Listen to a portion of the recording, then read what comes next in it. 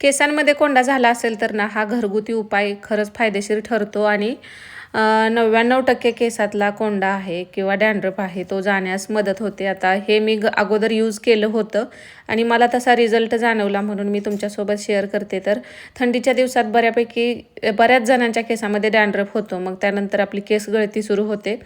तर कोणताही आपण अँटी डॅन्ड्रफ शॅम्पू जरी यूज केला तर बऱ्याच वेळा तो डॅन्ड्रफ आहे तो जात नाही. तर ना धान्यासाठी आपण बोरिक ॲसिड पावडरचा वापर करतो. ती जंतुनाशक किंवा अँटीसेप्टिक म्हणून बुरशीविरोधी कीटकनाशक म्हणून सुद्धा तिचा वापर केला जातो. तर केसामध्ये कोंडा असेल तर बऱ्याचशा डॅन्ड्रफच्या ज्या शॅम्पू वगैरे येते किंवा ट्रीटमेंट घेतली जाते तर त्यामध्ये बोरिक ॲसिडचा यूज केला जातो. तर कोंडा घालवण्यासाठी हा फायदेशीर ठरू शकतो. पण ही बोरिक ॲसिडची पावडर आहे तर ती कशी वापरायची ते आपण पाहणार आहोत. त्याचसोबत आपल्याला इथं ना 3 ते 4 चमचे एवढं दही घ्यायचं आहे. दहीसुद्धा आपल्या केसांसाठी चांगलं आहे. तर येणाऱ्या बुरशीचा नाश करतात. त्याचसोबतच जे आपलं स्काल्प आहे म्हणजेच टाळू तर त्यावरील अतिरिक्त तेल किंवा मृत त्वचा असते किंवा डेड स्किन असतं ते दही काढून टाकतं. त्यामुळे दह्याचा वापर आपण नेहमीच केसांसाठी केलेला चांगला राहतो. त्यासोबत आपल्या स्काल्पची खाज होत असेल तर ती कमी करण्यासाठी दही उपयोगी पडतं. तसंच दह्यातील प्रथिनं आहेत ते आपल्याला किंवा प्रोटीन असतं केसांना मऊ आणि निरोगी बनवतात. त्यामुळं दही त्यासोबत लिंबू आपल्याला एक छोटा मीडियम साईजचा लिंबू होता म्हणून मी 1 लिंबाचा रस घेतलेला आहे. तर लिंबूसुद्धा केसांसाठी फायदेशीर असतं. तर केसातील कोंडा कमी करण्यासाठी लिंबूसुद्धा मदत करतं कारण लिंबामध्ये सायट्रिक ॲसिड असतं आणि ते आपलं स्काल्पचा pH आहे तो व्यवस्थित म्हणजे समतोल राखत असतं. त्यामुळं मग जी डेड स्किन असते ते सुद्धा निघते आणि आपली त्वचेची जी खाज होते तर ती सुद्धा कमी होते. त्यामुळं आपल्याला ह्या रेमेडीमध्ये तर आपण वापरतोच. असं पण तुम्ही तेलामध्ये लिंबाचा वापर करून तेल लावलं आणि नंतर केस धुतली शॅम्पूनं तरीसुद्धा त्याचा रिझल्ट येतो. नंतर इथं आपल्याला घ्यायचा आहे तो म्हणजे कापूर. दह्यामध्ये 3 चमचे दही घेतलं आहे त्यामध्ये 1 लिंबाचा रस टाकला मीडियम साईजच्या आणि इथं आपल्याला कापूर घ्यायचा आहे. 2 कापराच्या वड्या घेतल्या तरी भरपूर होतात.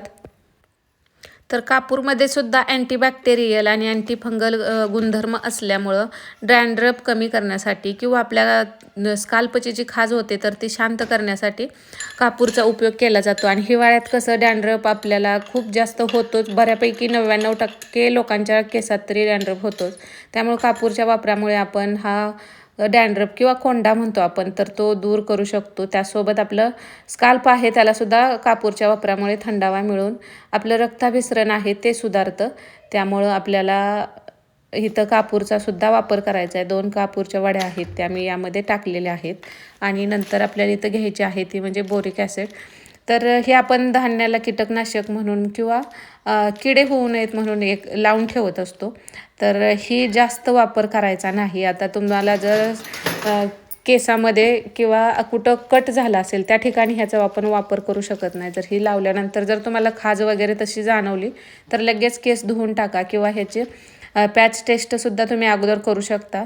तर मी ही 2-4 वेळा यूज केली. मला कोणताच साईड इफेक्ट जाणवला नाही. तर त्यामुळं मी इथं हे यूज केलेलं आहे तर ते तुम्हाला दाखवते. आणि बऱ्यापैकी डॅन्ड्रफ माझा 99% तरी डॅन्ड्रफ पूर्ण कमी झाला आहे आणि हे खरंच रिझल्ट देतं. आता लहान मुलांना वगैरे लावताना थोडंसं काळजीपूर्वक पण आता मी यूज केलेलं होतं. मला कोणता साईड इफेक्ट जाणवला नाही म्हणून मी तुमच्यासोबत शेअर केलं. तर अर्धा चमचा किंवा सुरुवातीला जर तुम्ही पहिल्यांदा घेतलं तर अर्धा चमचाच बोरिक ॲसिड यामध्ये टाका. बोरिक ॲसिडची जी पावडर आहे ती टाका. आता ही आपल्याला कोणत्याही मेडिकल स्टोअरमध्ये किंवा ह्याच्यामध्ये दुकानातनी मिळून जाते जिथं की कीटकनाशक वगैरे मिळतात किंवा मेडिकलमध्ये तर असतेच. तर 35 रुपयाला फक्त हे येतं. त्यात अर्धा चमचा यूज करायचं यामध्ये आणि छोटा चमचा असेल तर 1 चमचा केला तरी चालतंय. मग यामध्ये आता कोणतंही 1 चमचाभर ऑइल टाका.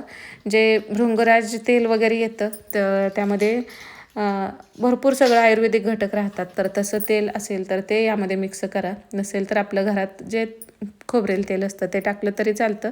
आता केसांना असं पण लावायचंच आहे त्यामुळं मी व्हिटॅमिन ई कॅप्सूलसुद्धा 2 इथं टाकलेले आहेत. असं पण आपल्याला रेग्युलर लावणं होत नाही. व्हिटॅमिन ईच्या कॅप्सूलसुद्धा केसांसाठी फायदेशीर ठरतात. तर आता केस धुवायचेच होते तर म्हटलं तुमच्यासोबत हे शेअर करावं. आता हे कसं मी अंघोळीच्या अगोदर आपण सकाळी अर्धा तास लावून ठेवलं आणि नंतर केस धुतले तरी चालतं. आणि लावल्यानंतर अर्धा तास तरी ठेवायचं, म्हणजे 5 मिनटं सगळीकडे फक्त स्काल्पला लावायचं, आपल्या पूर्ण केसांना नाही लावायचं. स्काल्पवर ते लावायचं आणि स्काल्पवरती तुम्हाला कुठं जखम वगैरे झाली असेल, डॅन्ड्रफ झालं की खाज होते, मग आपण खाजवतो, तर अशा वेळेला ह्याचा वापर करू नका. शेवटी ह्यामध्ये कसं कीटकनाशक म्हटल्यानंतर थोडी विषारीसुद्धा राहते. जास्तीचा वापर केल्यामुळं म्हणजे आपल्याला विषबाधा होण्याची शक्यता असते. त्यामुळं हे डोळ्यात वगैरे जाऊ नये याची काळजी घ्यायची थोडीशी. आणि तुम्हाला जर इथं बोरिक ॲसिड पावडरचा वापर करायचा नसेल तर त्याऐवजी ना तुम्ही कडुनिंबाची जी पानं असतात ना त्याचा रस काढायचा. थोडासा जास्तीचाच रस घ्यायचा. दही आहे त्याच्या डबल तरी रसा झाला पाहिजे तेवढा कडुनिंबाच्या पानाचा रस, फ्रेश रस असा काढून घ्यायचा, गाळून पाणी न टाकता. थोडंसं अगदी पाणी टाकून आणि पाणी न टाकता काढता येईल तेवढा काढून घ्यायचा. आणि तो रससुद्धा ना मग तुम्हाला बोरिक ॲसिडच्या पावडरच्या ऐवजी तुम्ही वापरला तरी चालतो. त्यानंसुद्धा आपलं त्वचेवरील खाज असेल, तुम्हाला पुरळ येत असतील, कोणतेही ॲलर्जिक इन्फेक्शन होत असेल तर ते सगळं बऱ्यापैकी कमी होतं. कडुनिंब तसंही खूप उपयोगी आहे. तर दोन्हीपैकी तुम्ही कोणताही एक उपाय करून बघा.